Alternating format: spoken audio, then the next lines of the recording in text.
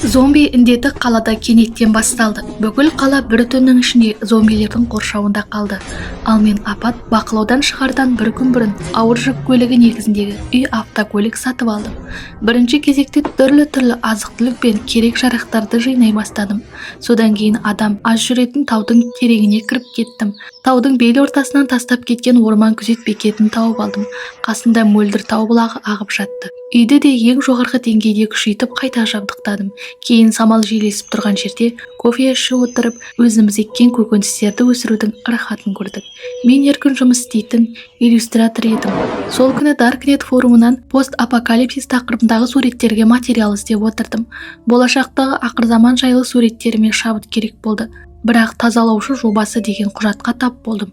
Ішіндегі тәжірибе нәтижелері мен қызыл түсті кері санау кестесін көргенде арқамнан мұздай тер шықты. Белгісіз құтырма ауруының мутацияланған вирусы құпия зертхана таралып кетіпті.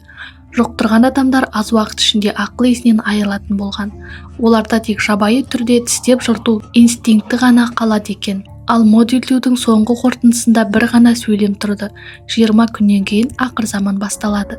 Компьютер экранына жарты минуттай қадалып қатып қалдым. Алғашқыда сенген жоқпын. Жаңалықтарды тексеруге кірістім, бірақ келесі сәтте күле алмадым. Бір жаңалықта 3-ші ауруханада адамдар шабуыл жасалғаны жазылыпты. Бір науқас кенеттен есінен танып, 3 адамды тістеп жаралаған екен. Жарияланғанына небәрі 2 минут болыпты.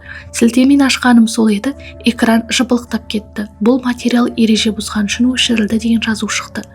Компьютер жанында манту деген мысығым аяғын жалап отырды. Мен оған төмен қарап тұрдым, бірақ ойымда бір ғана нәрсе болды. Егер қоғам тәртібі құласа, мен секілді жалғыз тұратын әрі күші орташа әйел 3 күнде өмір сүре алмаймын.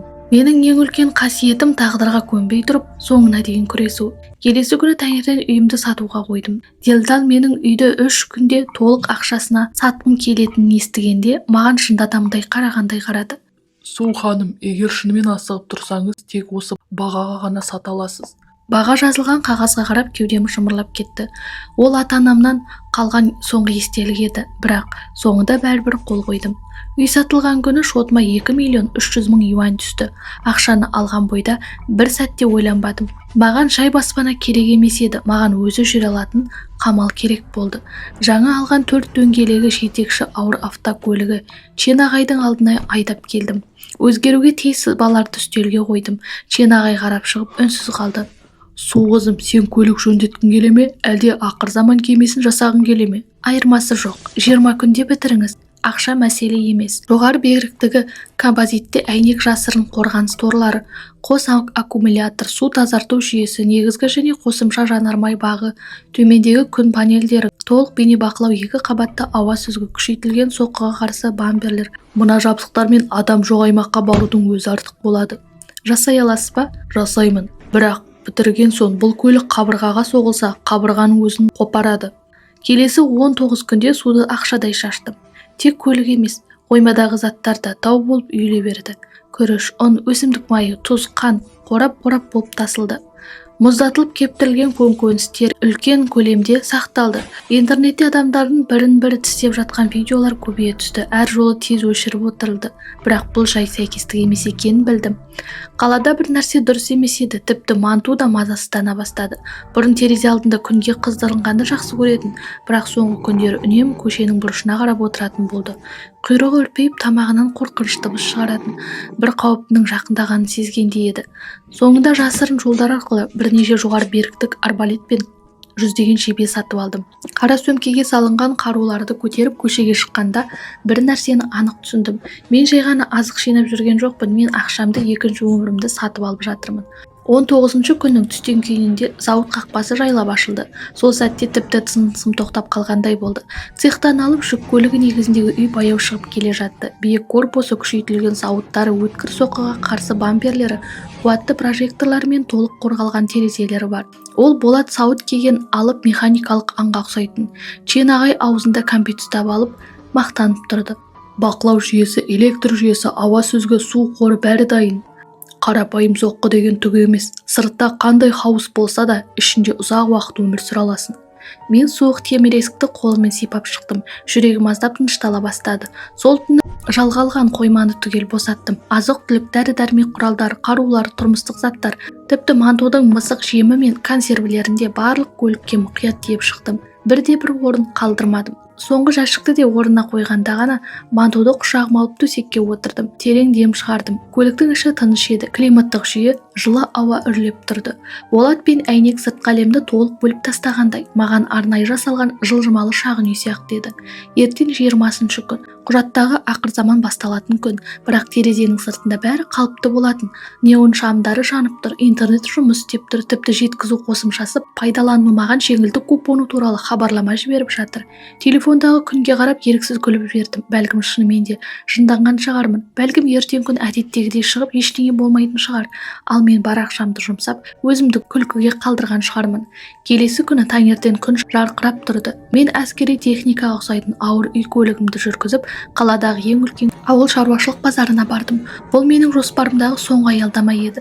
Қалған ақшаға тағы да жаңа ет пен көкөніс алғым келді. Жол бойы көптеген адамдар көлігіме таңырқай қарап қалды, бірақ мен оған мән бермеуге мұршам болмады. Өйткені көлігімді ауыл шаруашылық базар орналасқан көшеге бұрған сәтте бүкіл денем мұздап кетті. Ауада өткір әрі жағымсыз иіс қалықтап тұрды. Әдетте адамға лық толы тұратын базардың кіреберісі қазір ондаған жеңіл көлікпен түгел қоршалып қалған екен. Сары ескерту ленталары бірнеше қатар болып таратылған. Алдыңғы әйнектің ар жағынан толық қаруланған бірнеше күзетшіні анық көрдім. Олар қалқандарын көтеріп біртіндеп шегініп бара жатыр. Неден қорқып тұр? Қасымдағы орындықта отырған манту кенеттен жүні тікірейіп, құлақты жарып жіберердей ащы дыбыс шығарды. Келесі сәтте базардың ішкі жағынан жан түршігерлік айқай естілді. Артынша үсті-басы жыртылған орта жастағы әйел теңселіп жүгіріп шықты. Ол ауырсынуды мүлде сезінбейтіндей қоршаудың сыртындағы сүтшілерге қарай құтырына ұмтылды. Тазалаушы жобасы шынымен басталып кеткен еді. Базардың тереңінен көздері ағарған оңтаған адам бөгетті бұзып шыққан тосын судай күзетшілерге қарап лап қойды. Вирус толық таралғанын түсіндім. Қатты мазасызданып отырған мантуды сипап қойдым. Манту, берік отыр. Сол сәтте 4 дөңгелекті жетек жүйесін қостым. Салмағы 10 тонна болатын Болат алыпты жүргізіп, қаладан шығаратын эстакадаға қарай бет алдым. Бірақ эстакадаға апаратын соңғы қиылысқа жеткенде тежегішті басуға мәжбүр болдым. Жолдың ортасына көлденең қойылған бірнеше ескі автобус жолды толық жауып тастаған еді. Қалған тор өткелге шегелері шығып тұрған арнайы жол тосқаулары қойылыпты. Өткелді бір ер адам бастап, қолдарына темір таяқ ұстаған бұзақылар күзетіп тұрды. Олар қашып кетпек болған қарт кісіні көліктен күштеп сүйреп шығарып, оның көлігін тартып алды. Сосын әлгі басшы менің брондалған үй көлігіме назар аударды. Ол адамдармен бірге көлікті қоршап алды. Түс, дереу есікті аш, әйтпесе өртеп жіберемін. Мен де Манду да орнымыздан қозғалмадық. Әлгі адам жауап болмағасын көріп, кірпіш алып терезені бар күшімен лақтырды. Кірпіш қағайырылды, бірақ қолында 10 мм болатын екі қабатты оқ өткізбейтін әйнекте бірде-бір сызат қалмады. Дегенмен бірден өте салуға болмайтынын білдім. Өйткені жолдағы әскери деңгейдегі шегелер өте өткір еді. Егер үстінен күшпен өтсем, қанша мықты болса да барлық дөңгелегім бірден жарамсыз болып қалар еді. Терезені сындыра алмаған басшы қалтасынан бензин толтырылған шыны бөтелке шығарды. Оны өртемек болып шақпақты жақты. Мен көліктің ішіне суық жүзбен қарап отырдым. Оқ өтпейтін әйнек арқылы жағдайды тез бағаладым. Сол кезде бір нәрсені байқадым. Оның шақпақ ұстаған қолы дірілдеп тұр. Әр 3 секунд сайын қорқынышпен артына қарай берді. Мен себепті түсіндім. Жұқтырғандар тобы қиылысқа 200 метрден аз жерде қалған еді. Рөлден қолымды алып, басқару панеліндегі ең жоғарғы деңгейлі дабыл түймесін бастым. Келесі сәтте сыртқы дауыс күшейткіштерден құлақ тұндыратын әуе шабуылының сиренасы жаңғырды. Арт жақта босқа сенделіп жүрген жүздеген жұқтырған адам қан иісін сезгендей акулалардай дыбыс шыққан жаққа бұрылды. Олар ақырып айғайлап әлгі қарақшыларға қарай жүгіре жөнелді. Толқындай қаптаған жұқтырғандарды көргенде қарақшылар бензин бөтелкесі мен қаруларын тастай салып жаншыра қаша жөнелді. Өздері тартып алған көліктерге секіріп мініп жан сауғалауға бытырай қашты. Мен сабырмен сиренаны өшірдім. Газды басып өткелден өтіп эстакадаға көтерілдім. Артымда жүздеген зомби мен қолға түсуге шақ қалған қарақшылар қалып қойды. Эстакаданың үстінде жел қатты соғып тұрды. Аз ғана уақыт бұрын айқай мен сиренаға толған қала енді жансыз қабыққа айналғандай еді. Бірнеше басқарудан шыққан көлік қоршауларға соғылып қалған. Есіктері ашық, шамдары жанып тұр, бірақ жүргізушілер әлдеқашан жоғалып кеткен. Алыстан көпір үстімен теңселіп жүгіріп бара жатқан адамдар көрінеді. Кейбірі алдыңғы көліктің терезесін ұрып жатыр. Кейбірі жылап қате бағытқа қарай қашып барады. Бірақ көп ұзамай арттарынан жеткен жұқтырғандар оларды құлатып кетеді. Мен тоқтаған жоқпын. Манту қасымда құлағын жымқырып жатыр. Тамағынан мазасыз дыбыс шығады. Мен оның басынан жайлап сипадым. Бірақ көзім жолдан бір сәтке де таймады. Қаладан алыстаған сайын көліктер азайды. Көмек сұраған дауыстарды желіні басып кетті. Эстакаданың астындағы жанармай бекеті өртеніп жатыр. Қалың қара түтін аспанға көтерілуде. Мен үй көлігімді батысқа қарай айдап отырдым. Қаңырап қалған көліктер мен сирек кездесетін зомби топтарының арасынан сенімді түрде өтіп отырдым. Ақыры қаңыраған тас жолдың орнын орман мен тау жоталары басқанда ғана иығымдағы ауырлық аздап жеңілдеді. Түскі 2 шамасында ирек таулы жолдан өтіп, көлік батыс шеттегі орман маңындағы ескі карьердің ең биік жеріне қойдым. Төбедегі әскери деңгейдегі күн панельдері ашылды. Түнгі көру камералары толық іске қосылды. Біртіндеп қараңғылық түсе бастады. Мен төбемнің басында тұрып, қала жаққа қарадым. Бұрынғы жарқыраған шамдардың орнына бірнеше алып өрт пен қою түтін ғана көрінді. Бірінші толқыннан аман шыққанымен алдағы жол әлдеқайда қиын болатынын білдім. Кейін керек жарақтарға толы көлікке кірдім. Алдымен ыстық душ қабылдадым. Мантуға ең жақсы албырт балығының консервісін ашып бердім. Өзіме орташа қорылған мәрмәр сиыр етінен стейк әзірледім. Тағамды үстелге қойып, әлеммен үйлеспейтін осы жайлы кештің дәмін сезіне бастадым. Үй көліктің ішінде қара бұрыш пен кофенің иісі таралып тұрды. Ал толып тұрған қорларым маған сенім берді. Тамақтан соң шаршау бойымды биледі. Алдымен инфрақызыл табыл жүйесін тексеріп шықтым. Содан кейін мантуды құшақтап ұйықтап кеттім. Қанша уақыт өткенін білмеймін, кенет шабуылға дайын тұрғандай қатты ырылдап оянып кеттім. Мантудың жүні тікірейіп кеткен. Ол үй көліктің терезесіне қадала қарап отыр. Мен бірден басқару панеліне жүгіріп бардым. Жылу бейнелеу режимін қостым. Экран бір рет жыбылықтады. Келесі сәтте тынысым тарылып қалды.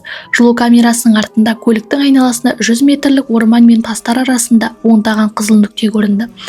Олар 4 аяқтап өте жылдам қозғалып келе жатыр. Ең қорқыныштысы, олар жай жүгіріп жүрген жоқ. Әскери тактика қолданғандай көлігімді жан-жақтан қоршауға алып жатыр еді. Алдыңғы жақтағы бір жорғалаушы зомби кенет секіріп, үй көліктің бүйіріне соғылды.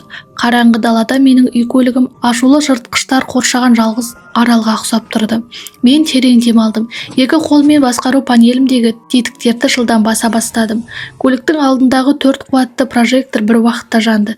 Кенеттен жарқыраған жарық қараңғылыққа үйренген зомбилерді уақытша соқыр қылды.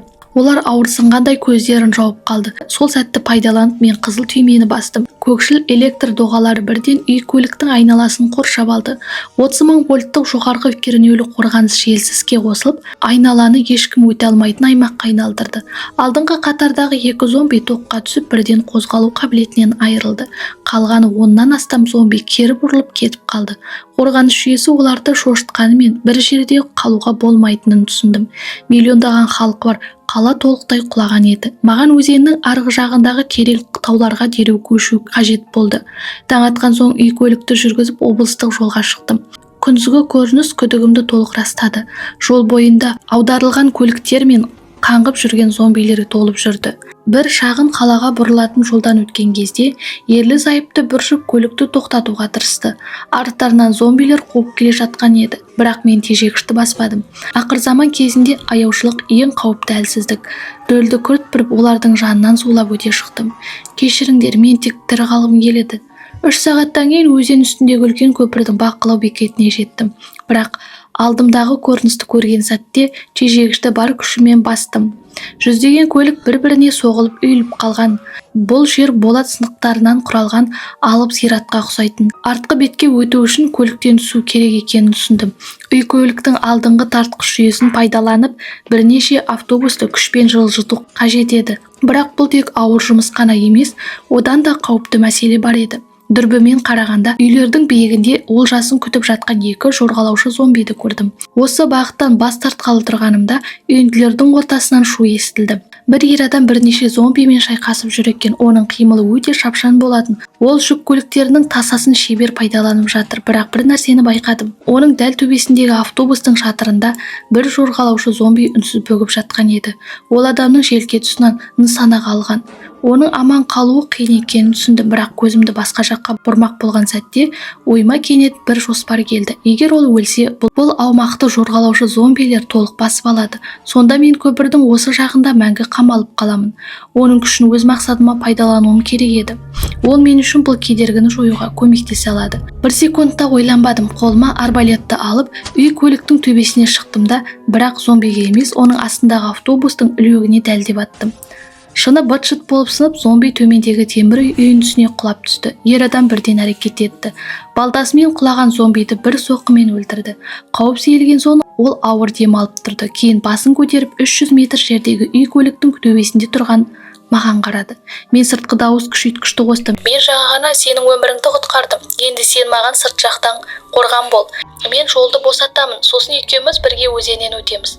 Арғы бетте жаңа тірі қалғандар базасын құрамыз.